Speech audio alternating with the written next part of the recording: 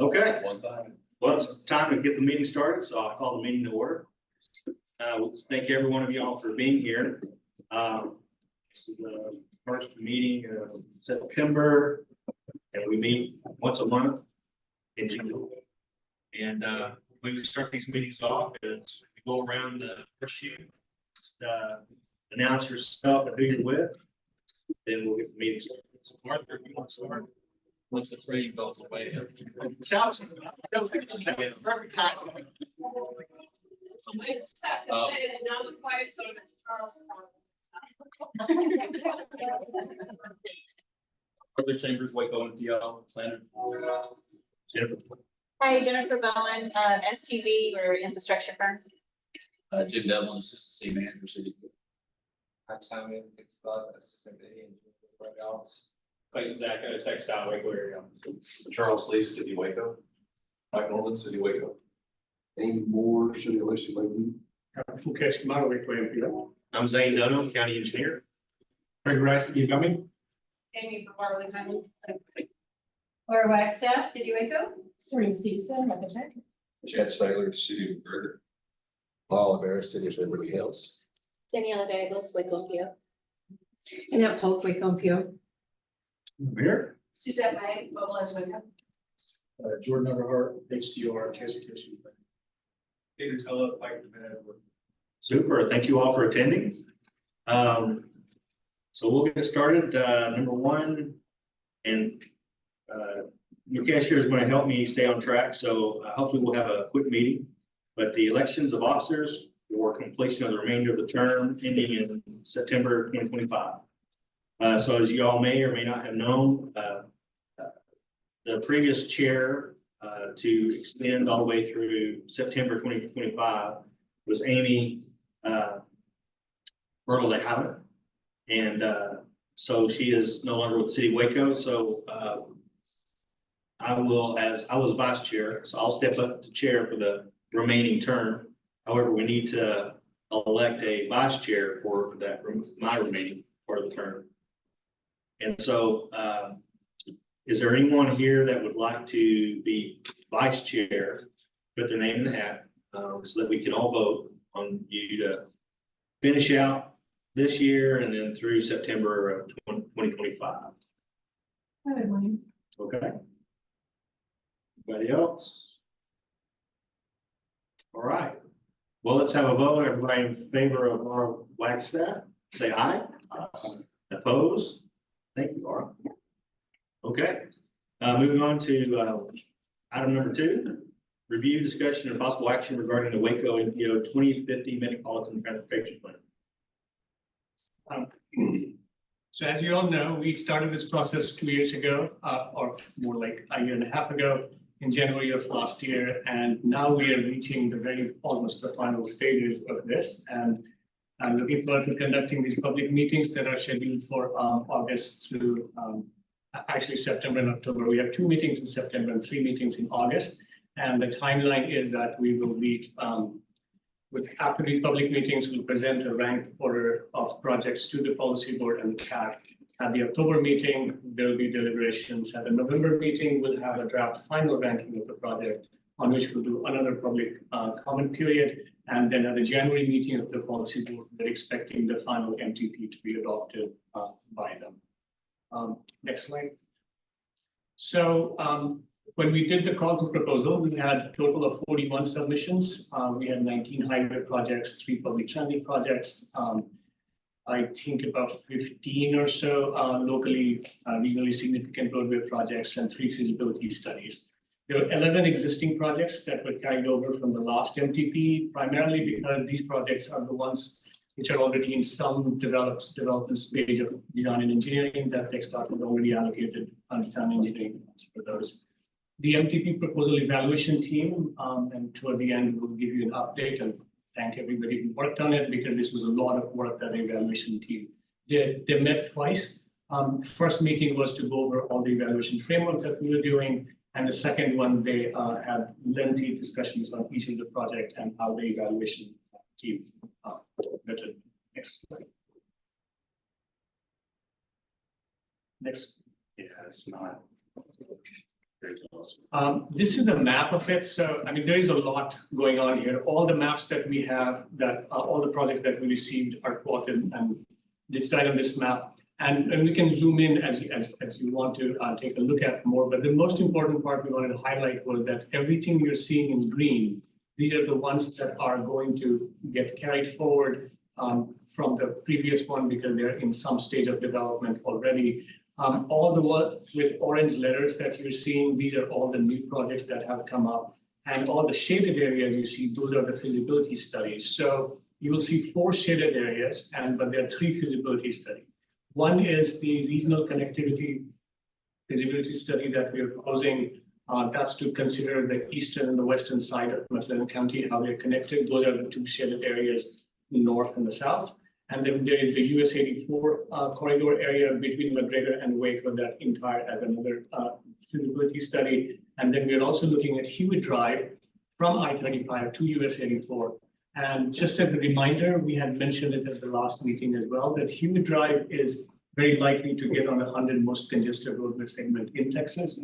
And what that means is that it gets TxDOT Commission's attention and they start expecting some additional funding other than Category 2 funds that we typically go down. Next slide.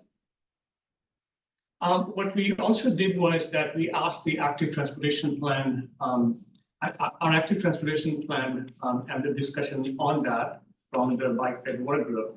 And what we asked them to do was highlight some of the more important projects that we might have. The next one, this is the overlap between MTP and ATP.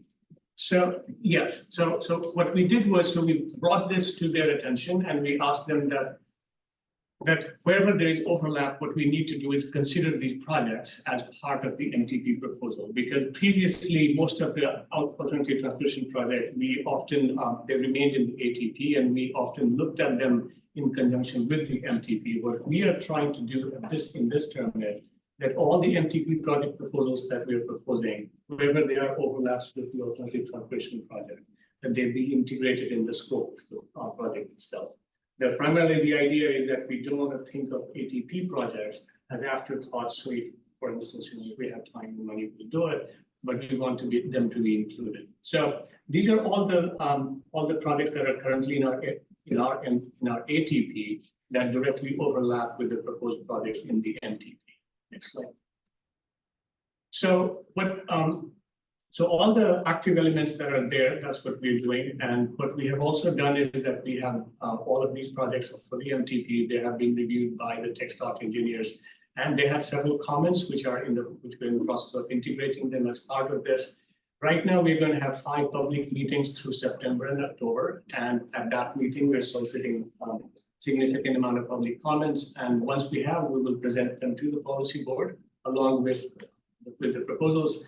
And the policy board is going to review it and act on it based on the public comments and the ranking that we will do in October meeting. So one of the things that I want to point out is that evaluation committee has already ranked the proposals. However, we're still waiting for the public comment period and public comments to be received so that we can present the draft ranked list to the policy board at the October meeting. Then they will have another month to deliberate about what the final rankings need to look like. And that's when they will act in the month of November. And after that point in time, we will also apply the fiscal constraint because as you all know, all of our plans and programs, they have to be fiscally constrained. It's not a wish list of projects. These are the list of projects that we have some reasonable degree of confidence that over the time frame for the planning process that these projects are going to have. Next. So in the active transportation plan, what we did was that we, based on that, the 15 projects from ATP that were presented to the bike fed work group. And what we want to do is highlight these in the MTP itself, because even though they are unfunded recommendations, what we want to be able to do is that increase the probability that these projects actually get funded, if not directly through the MTP process and the Category 2, but also wherever possible for the TA funds or EDSIP funds and other grants that are available. And obviously, at every point in time, MPO does not pursue those grant opportunities. Cities have to pursue those grant opportunities. If cities do not, MPO can't pursue them because we don't have the right of way over any of these projects. And so we want to encourage and work with every jurisdiction to pursue their implementation. Next slide. So from that, the ATP recommendations that came out from the biped work group are highlighted in green. And as you can see that there are Dutton Avenue Memorial Drive projects, 25th Street, 26th Street, Spiegelville Road, Sanger Avenue, Cottonbell Trail, Bosque, LaSalle, Bagley, Primrose Irving, Lee, Lakeshore, Waco Dam Trail, South University Parks Drive, Whole Court, 17th, 18th, South New Road, and 3rd Streets. These are the ones that are biped work group. That these were the most important ones. So we're going to take these projects and integrate them into the overall roadway project that we have in the MT. Next slide. So these are the public meetings we have. The first one is on September 11th at 11 o'clock. Each of these meetings is for 2 hours. And in Belmead, September 17th, that will be at Civic Center. Hewitt at the City Hall on October 9th. We will be back here on October 10th in this room. And October 15th, we'll do it where Public Policy Board meets in the South Waco Community Center. One of the items I want to highlight here is that if any of you would like to come to one more, all 5 of these public meetings, we would absolutely be thrilled. We won't be able to thank you enough. For the formatting of it, we would actually assign you some tasks. And we would love to do that because that will be fantastic if we could do that. And if you could talk about some of these. I know that Serena is going and Jana are going to be at some of them to discuss public transit, but and Jordan is going to be at agreed, and Amy has agreed to come to some of them. Andrew, I think you'll be coming to some of them, and Suzette is going to be at several of these meetings. So any of you, please, if you can find time, please join us because this is the way to actually interact with people. What do they want? Because most of us sitting here in this room, we know transportation in the back of our eyes. We really do know that, except that none of us have absolutely any idea how people actually see us. And so it's really important that we have these meetings successful. To make it a little more interactive, one of the things we intentionally decided to do is that typically when you go to public meetings, there is somebody who is supposed to be the expert on this matter. They go and talk to you about or talk at you often for about 15 minutes to 30 minutes or so, and then they tell you what you think. And then you're supposed to somehow give them some wonderful feedback. We have decided we are not going to do that. We're actually going to conduct these meetings a little bit more in the design charrette style of meeting. So we are producing several informative posters. And so we're about to finalize those. So those posters are going to be sort of background information. So we're expecting as people come in, they have reviewed the projections and a lot of discussion items that we have. But most importantly, we're going to have 4 large discussion tables. And these discussion tables are going to be, there will be one about air and water quality. There'll be another one about the trends, about what the data show, all the data analysis that we have done. The third one, we're also going to have one on proposed projects that we have. We'll discuss proposals that have been made in great detail. And then we'll also have a discussion on transportation future. So a lot of discussions about integrated mobility spaces, accessibility, public transit. We want to have these discussions more about how we want the transportation future to look like. And this will also include discussion on electric charging stations and connected automated vehicles. And so if you can, please let us know so that we can assign you a table, and we would love for you to talk about these issues. Any of these 4 tables that you would like to spend time with at any of these dates, we'd love to have you there. Next. So for today, we are requesting you to give the directive to MPO staff on behalf of the policy board to solicit these public comments concerning a draft of the MPO 2050 MTP, or you can modify it.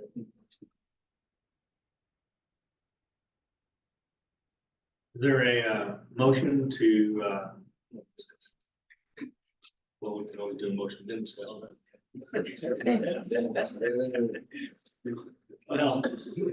is there a motion to submit, recommend to the Waco MPO Policy Board the 2050 MTP? Metropolitan Transportation. Okay, we got a motion. I'll second. We got a second. Any discussion on this item? Okay, hearing none, we will call for a vote. Everybody in favor say aye. Opposed? And it passes. We'll move on to item number 3, review, discussion, and possible action regarding approval of resolution 2024-12, ratification of fiscal year 2023 SS4A grant acceptance and authorization for the MPO director to execute all related grant agreements. So let's go to the next slide. So typically, we follow this procedure. So whenever we succeed at receiving a grant, the policy board makes a resolution in which we accept the grant, and then it is ratified by the city council of City of Waco as the fiscal agent. But for 2023 FY, we realized that the policy board did not vote on this before, but we wanted to go ahead and get the grant executed anyway. So we flipped the order of acceptance and ratification, and we decided to have it accepted by the Waco City Council first, and then we'll place it on the agenda for policy board for September 19th for ratification. This is the demonstration project. So we received 1.2 million in federal funding with additional 300,000 in local match. So a total of 1.5 million in new safety demonstration projects across McLean County. And we have talked about this several times. We are more than happy to talk more about these demonstration projects. One of the things we want to do is that at the end of the meeting, if you want to have more discussion about what we're thinking, we have a booklet that Annette had, which actually has tons and tons of examples of what the demonstration projects might look like from across the country. We're not set on any of this stuff. The way this is going to play out is that we got 3 phases to this project. It's a 3-year project. There's a base phase in which we will do an RFP, bring in a consultant to do the design work of all of these demonstration projects. After that, there will be an overlap between what we're calling the second phase B, the final design and engineering. This is the time when we'll also do an RFP for a project manager consultant whose responsibility it would be to actually implement, which is the installation, data collection, analysis. And based on those recommendations, they will go back and update our comprehensive safety action plan that we just completed. So it's written as a 3-phase process, even though there are really 2 major phases. We wanted an overlap, which is the B phase, by which time we'll also complete the environmental reviews. So in this particular case, TxDOT conducts the NEPA process for all of these projects, and we have already made contact with I'm certainly drawing a blank, Clayton, you might remember her name, that's the NEPA. So, yeah, anyway, so we'll go through that process after the base phase once we have this thing. Excellent. And so for today, what we are asking you is to so we'll present this to the policy board as a resolution. This will be the 12th resolution in which they will ratify the 2023 SS4A grant, which has already been executed with Federal Highway Administration. Okay, so like Mukesh said, this is the 12th resolution. So they kind of know what they're getting into. Does anybody have any further comments or anything they want to discuss about this? If not, we'll hold a vote. Everybody in agreement, say aye. To recommend to the policy board to approve this resolution. Everybody in agreement, say aye. Opposed? All right. Do we need a motion in a second? Oh, we probably did. Somebody like to I'll make a motion? motion. I'll second it. There you go. We'll have a vote again. Everybody in favor, say aye. Opposed? And it passes. Okay, we'll move on to item number 4. Is that correct? Okay, review, discussion, and possible action regarding approval of resolution 24-13. Yeah, so I'm going to go over some of these background information as quickly as possible. If we need to have more conversation about it, we can just continue discussing after the meeting. But this is about the NEVI program. Instead of going through all of these details, and Arthur, you can sort of keep jumping ahead as we move forward. What we wanted to say that there are several phases of the NEVI program. It's a $5 billion program. The first phase, alternative fuel corridors that were prioritized by each state. TxDOT's NEVI plan was approved by the FSWA in September 2022. It had been implemented, most of the alternative fuel corridors across Texas have either already been completed or they're very close to completion. So the next phase, what we're doing is we're trying to figure out that areas that are away from the alternative fuel corridor, that we want to make sure that there is enough DC fast charging stations at these locations. And so the most important parts are the county seats and also MPO areas that are away from the alternative fuel corridor. So for us, the most important part is that I-35 is almost completed, and in a moment I'll explain why am I saying almost completed, because we thought it was fully completed, but Department of Energy made a change in its regulation of what it counts as a location that is valid. And so what it did was one of the locations, I-35, was declared to be non-compliant. And therefore, TxDOT will go ahead and do one more application. That's what the Waco study area they're showing there. And that's on I-35. So there will be one more location that they're making solicitation. And that's a separate part of funding. So what we are doing now is that our engagement is largely to make sure that, so that's the next phase where rural counties, small, large urban areas. And the idea is that, we want to get them to be as close to the peak charging capability as possible of 667 megawatt. And so I apologize, not 667 megawatt. That actually tells you that if all the DC fast charging stations across the state of Texas, they were all being charged, they were all charging vehicles at the same time. Even then, the total amount of megawatt needed is 667. We're well past that, and so it's not a concern. This is one of the concerns that people had, that if all the cars started charging at the same time, what will happen to the Texas power grid? And the answer to that is not much. In fact, in our power grid is really robust now, and that is not a major concern for us. And so what we're doing now is that we're in the process of doing a rolling out the next phase. So we presented this to our connected automated vehicle work group with the staff. And based on all the discussions we have had so far in the last over 6 months, what we realized that I-35 is fine. In fact, there are plenty of fast charging stations, but it's the east-west connection, which is very problematic in central Texas. And so we figured that it absolutely makes sense for us to identify the locations, the east-west side that was probably the most. And that's why what we are suggesting is that take US 84, State Highway 6, and State Highway 31. And the rules about a lot of these is that if we're doing direct current fast charging, it requires 150 kilowatt or greater. That's what we're recommending. Level 2 charging system only requires 6 kilowatt or greater. And we want the policy board to act on this. Let's move to the next slide and show you.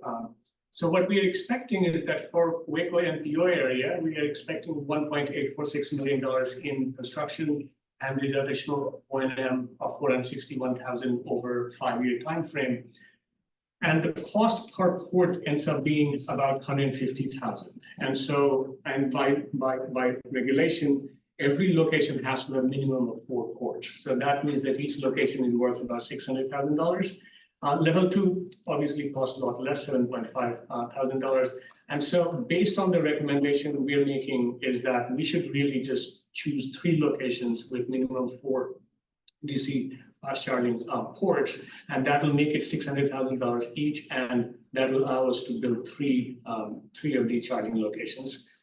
Next slide, please. So in this one, here's the timeline. But once we do this, it's going to take 6 weeks once we open it for applications, the scoring and selection that TxDOT will do on our behalf, and they'll share with us the evaluation criteria they use. They'll publish the result. There'll be environmental clearance for weeks, and then these projects have to be added to our improvement program, which will vary. And then after that, the recipients can go ahead and sign the agreement, probably about 3 weeks. And so actual construction is in fact not the easiest portion of time. It only takes about 2 to 4 weeks to actually do them. But overall, from start to finish, we're generally looking at roughly about a year. Next slide. So what we're asking you is for your approval that we want you to recommend to the policy board that these are the 3 locations, US 84, State Highway 31, and 6, where we want to identify the study area. And we are only identifying the study area. What this effectively means is this, that we are not telling anybody exactly what location these charging stations are going to be. That will be determined by the private sector applicant. Our private sector applicants are also expected to put up a 20% local match for each of these projects. And so what this means is that what we are recommending is that after our recommendation, if we approve it, then TechStop will go ahead and do a call for proposal in these study areas. And these study areas then will get identified. State Highway 6, if roughly, I don't recall whether it is half a mile or 1 mile on both sides. That's the corridor in which the DCFC charging locations must be. Where exactly we are indifferent to that. That depends on the private sector applicant that is applying for it, the exact locations that they find that works for them. Because one of the major concerns we do have is that, we are sort of like in the early stage of installing the fast charging stations. And so we don't want to be in a situation in which, there are too many of the same locations, some of them go out of business eventually at the end of 5 years. So we want the private sector to be able to compete on their own terms rather than us telling them exactly where do they need to be. We don't want to do that. We simply want to fill the gap that we have in the east-west travel on for charging infrastructure. Okay. So this is Highway 31, State Highway 6, and US 84, within the confines of the county border. Anybody have any further comments on the matter?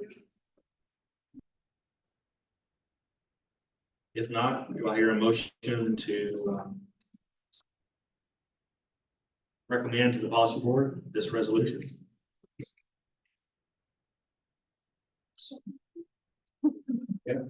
Jim? Yeah. Second, Laura? Yeah. All right. All in favor, say aye. Opposed? All right, it's approved. So the next item on the agenda is discussion and updates on current grants, Safe Streets for All, the RAISE grant, and the Smart Grant. So we don't have a lot of new update here. All you want to see is the FY23 demonstration project grant. That's that was just approved, so we'll get started on that. The RAISE grant is going to be on the Waco City Council meeting for ratification on September 17th. Once that is done, then we'll get started on that process. We're still waiting for the decision on the Smart Grant for FY24 that we submitted, I believe, in July. And so we're waiting for that. We don't have a timeline of when will we hear that. Just to refresh your memory, for the Smart Grant, what we proposed was that there are traffic cubes that use the sensors to identify when vehicles, pedestrians, bicyclists, they're all approaching a particular intersection and try to arrange the traffic accordingly. And it's a large-scale modeling that is scalable eventually, but we just wanted to figure out how could we improve the connection between Baylor and downtown area.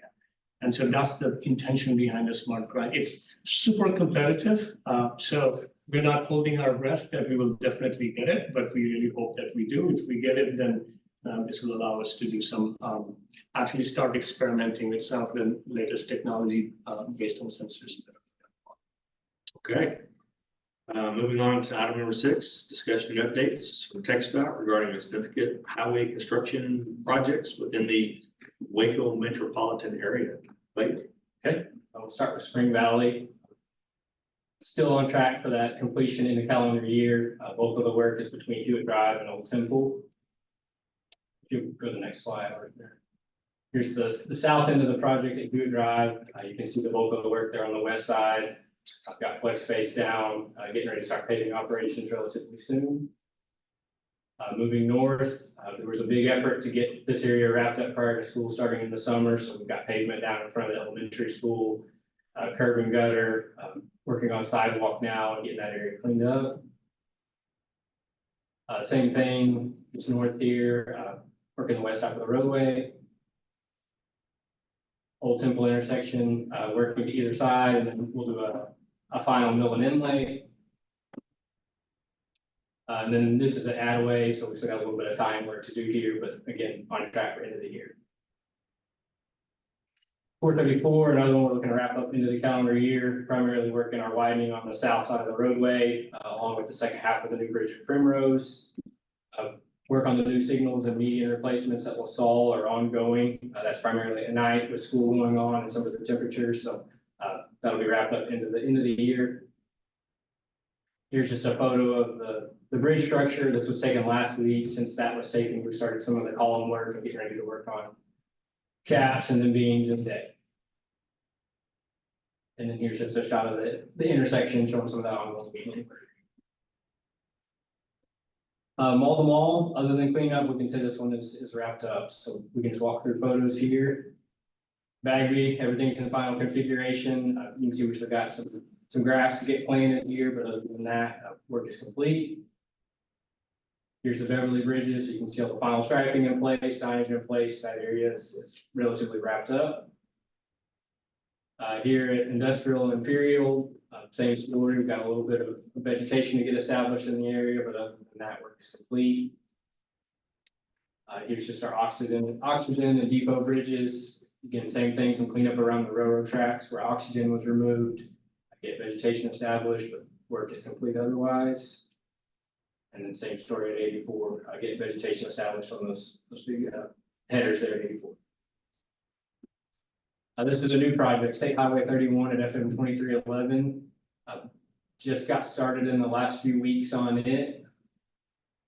If you're familiar with that area at 939 where we constructed an overpass a couple years back, it's going to be a mirror image of that project. So we'll be constructing overpass over 2311 for 31 traffic, along with performing rehab and widening on 2311 from 31 going to FM 308 in Leroy. The big thing to note on this one is we will have a full closure of 2311. Right now, that's roughly scheduled for next spring, just so we can optimize our work window, but we've got a couple of bridges that will have to be fully demoed and replaced, but we're expecting right around an 8-month duration for that work. Again, overall project duration, 2.5 to 3 years there. And here's just a photo of some of that work starting. You can see where press work is started for the new frontage roads. And then header work will start there in that wide median for the new overpass. We've started some drainage work along 23. That's upcoming, but these are actually ongoing. State Highway 6, Mill and Inlay. This went all the way down into Robertson County. Bulk of the work is on that far south end right now. Looking to complete it end of this calendar year. And then our Bellmead Drive and 340 overlay job. Like roughly a week's worth of paving on it, and we'll be wrapped up there. I did not put it on there, but we did start our business 77 bridge demo as well at Flats Interchange in 84. That's roughly a 30 to 45 day job. So in the next couple of months, that will be wrapped up as well.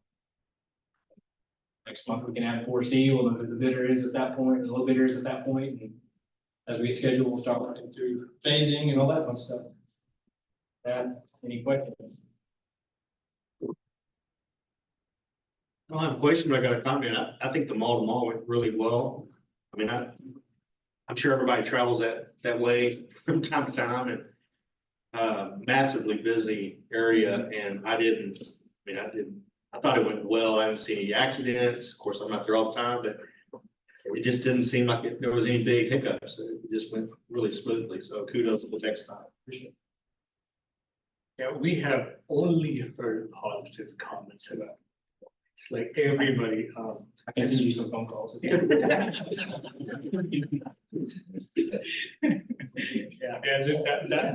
definitely is a project that has been highlighted in the last 6 months. It's like so many of you who remember what it was to where it is now. Yeah, next month I may put some before and after, kind of like we did with 4B when it wrapped up, just so everybody can see what cut.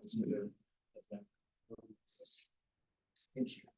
Okay, and we'll move on to agenda item number 7, work group updates. We start off with the bike and pedestrian work group. That'll be you, Andrew. Hello. All right, take it away. Well, we met in August and MPO staff basically gave us a preview of what you all just heard, MTP 2050 projects and begins that ranking process, national EV infrastructure updates, grant update. We spent a bit of time talking about the upcoming public meetings. So if you don't have this flyer, here you get one. And then most of our time actually was spent predictably, because it's folks who are thinking about alternative mobilities outside of cars, connecting MTP projects to active transportation plan, to public transit connectivity, to Trails Master Plan, and we really spent most of our hour thinking of ways to connect things that are not strictly within the purview of the MPO to these infrastructure improvements, to find ways to make these like folks, connect to other projects that are going on. Some examples was, for example, sidewalk connections to bus stops, right? Let that somehow be a part of that proposal. Another one, ordinances related to bike ped safety. Perhaps there are some code changes that we made to help bike lane be more effective. Prioritizing bike ped path connection to trails included in the Waco City Master Trails Plan, for example, MLK and Lake Shore is, right in the heart of the Trails Master Plan. Well, of course, the MPP is now looking squarely at that intersection. So let's think ahead and plan for that trail connectivity. And then just bike lane maintenance and sidewalk maintenance.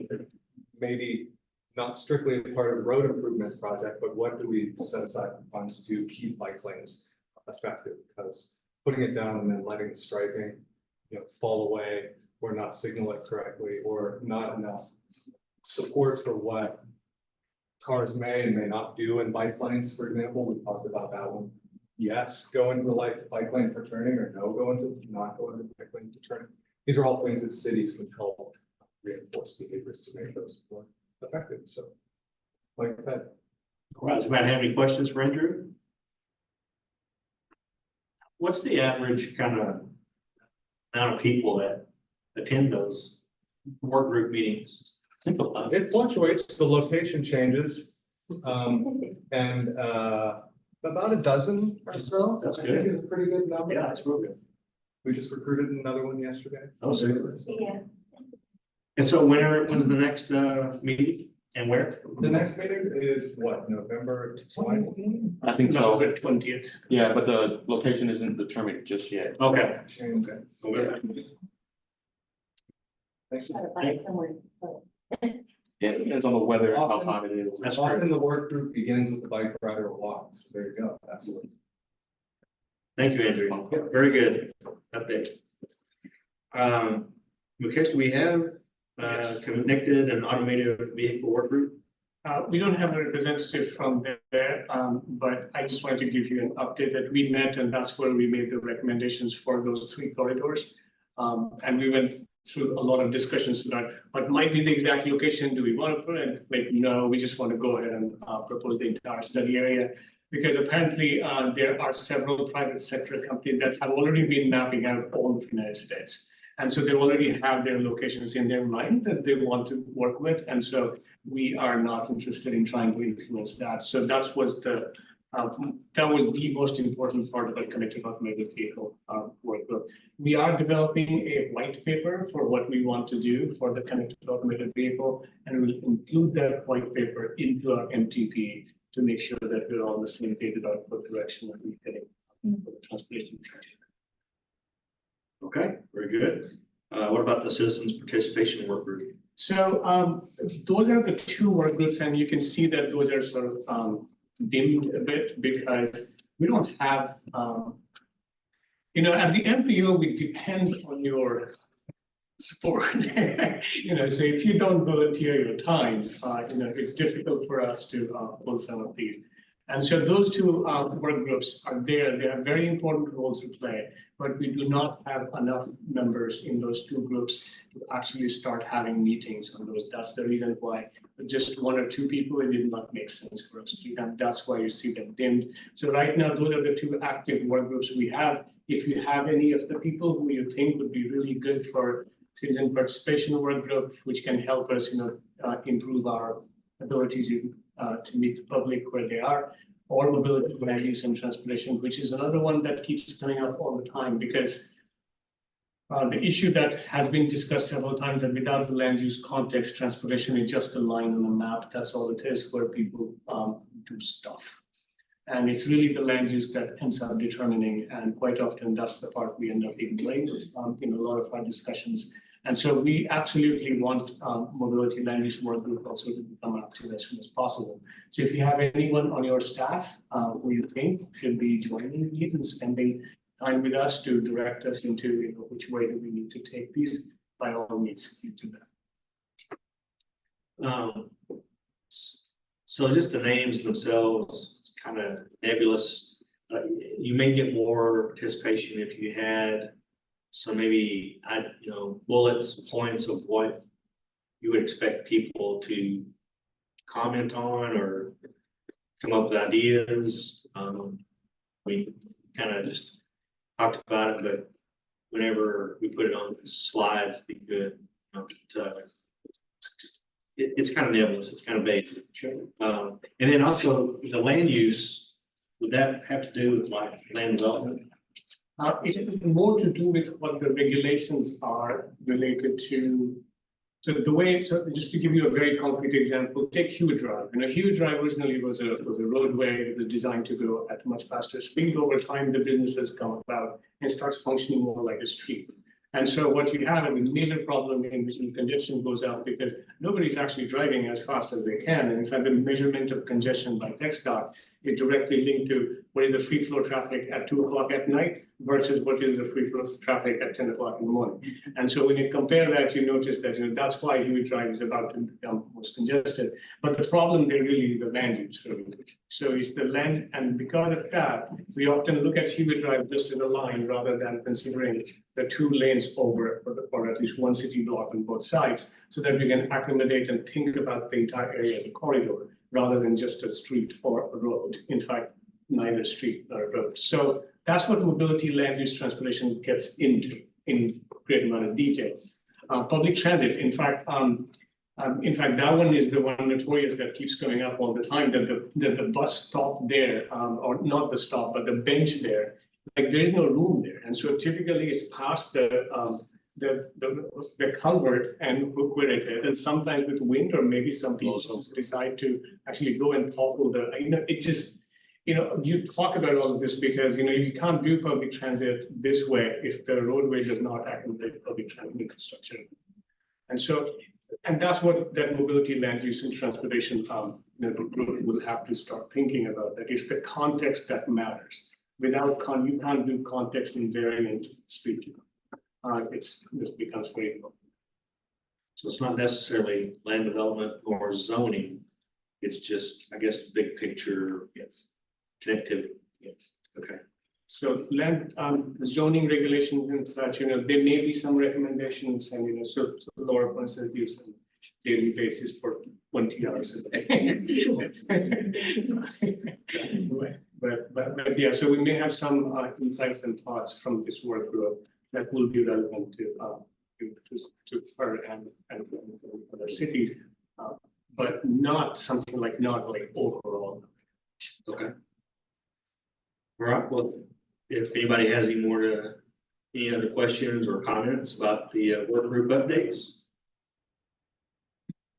If not, we'll move on to agenda item number 8, MPO monthly report. So first, can you go back a bit, one more slide? Yes, I wanted to, these were all the people who served on the brave souls who served on the proposal evaluation team. And Zane, Amy, Eric, who is not here, Andrew, Brian, and Victor, who is always here. He's in Dallas for the Texas Planning Conference. I can't thank this group enough because, doing an evaluation, it effectively meant that they spent almost, what was the estimate we made? At the minimum about 60 hours. That's the total amount of time they spent looking through 41 proposals with great amount of detail, made comments about it, made the proposals better in the process. And it just, we can't say how thankful we are for this group. I mean, this group really spent the hours trying to make every proposal work for the MTP. So it was fantastic. So thank you. Another update we have, next slide, please. So we have our MPO monthly, our 50th anniversary meeting, that celebration that we have on September 19th. All of you here, you are invited. You should have received a formal invitation from us. If you haven't, please consider yourself invited. That means that either the invitation went into the spam folder that you didn't check or something happened. And so you are absolutely invited to this. This will be at 11:30 at South Waco Community Center, 2815 Spade Avenue. And this will be just before the policy board meeting at 1:30. You're welcome to stay around for the policy board meeting afterward or just be here.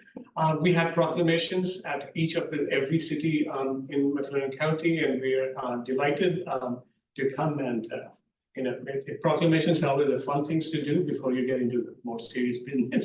And so this was really good to have it from everywhere, from Belmead, Hewitt, McGregor, Robinson, Waco, Woodway, and McLean County. So we are very thankful for that. Next slide, please. So here is one item that we wanted to put on our agenda. We are not going to, on your radar, we're not going to go ahead and jump straight into it immediately. We will take a little bit of time to think through this. And the two groups which are going to be most affected are going to be TxDOT Waco District and Public Transit with this particular proposal. And then every city will be involved in it too, because most of these projects, which we are ideas because of which we need to amend our TIP, typically ends up affecting a city in one way or the other, wherever the project is. And so in that sense, this process will affect everybody. So what we're doing is that typically until now, the process has been that you pick up the phone and call the MPO, or you just drop an email and say that, we need this particular change.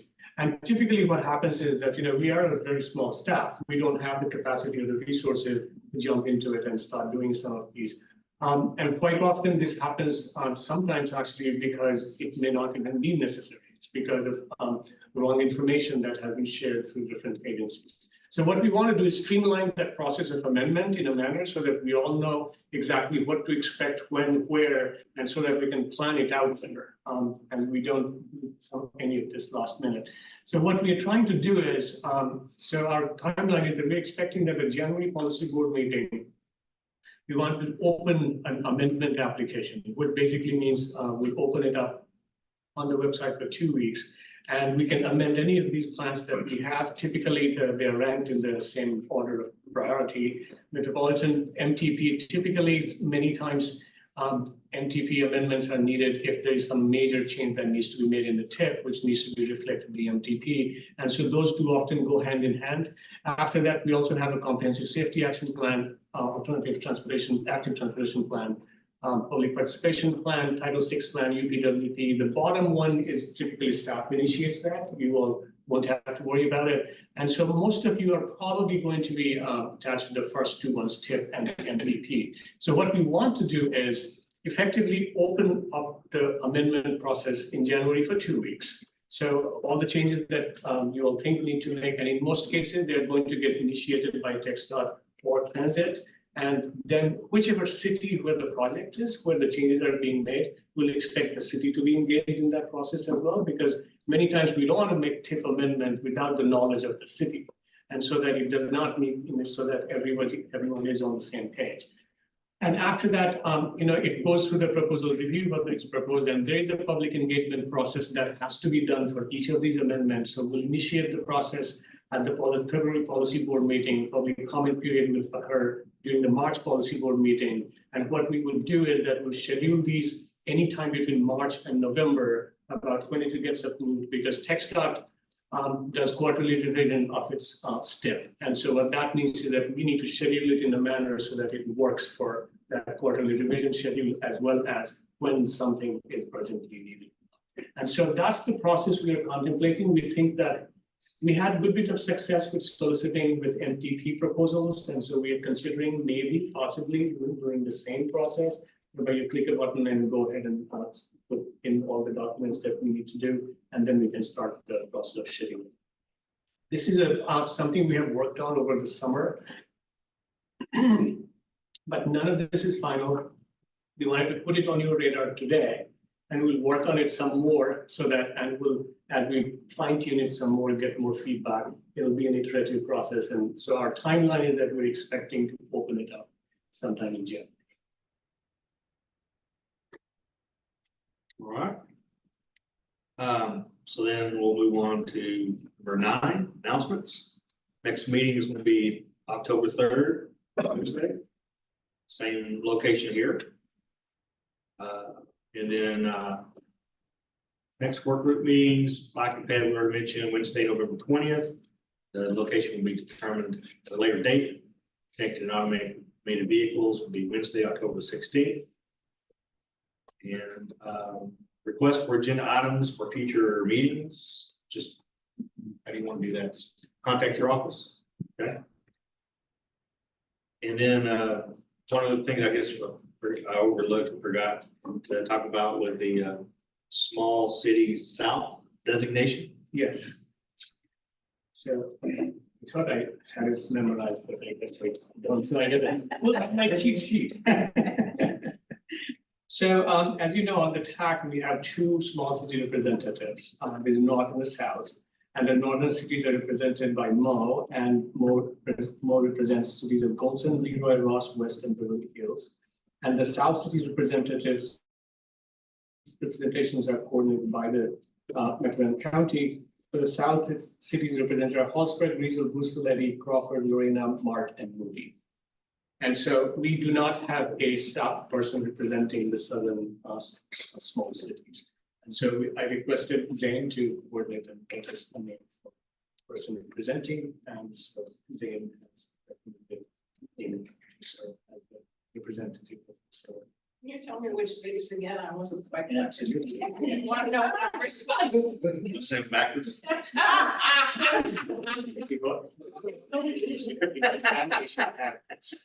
Hallsburg, Lorena, Brewster, Eddy, Mart, Moody. We're almost done. So I'm going out of order now. So that's yeah. So Hallsburg, Riesel, Reese. Brewster, Eddy, Moody, Crawford, and Lorena, and Mark. I left out one. Mark and Hallsburg and Riesel should all be together. Then you got Brewster, Eddy, and Moody, and then Crawford and Lorena. So thank you. And you can have. Well, yeah. Oh, I think that. Here, let's have the whole, all the story. Okay, does anybody else have anything before we wrap up? We have that booklet. We'll stick around for a while because the demonstration project design process will begin, and we will have several public meetings for that, for the demonstration project. But if you wanted to get some thoughts, I mean, that booklet is really fantastic. And to Howard from Better Blocks, he lives in Dallas-Fort Worth area, and he has been doing this for almost 20 years.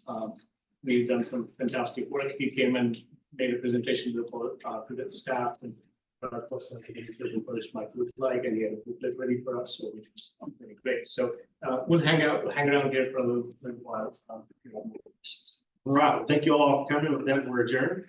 We'll see you all next time. 224. 2:25. Good job.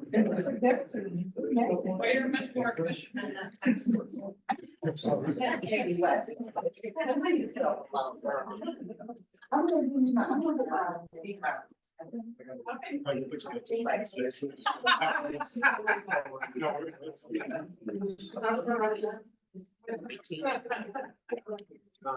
appreciate it. I would see. Let's see. I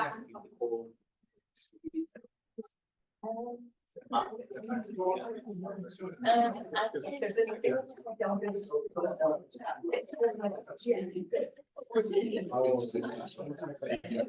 Yeah. That's all I need. See what you say. Council approval.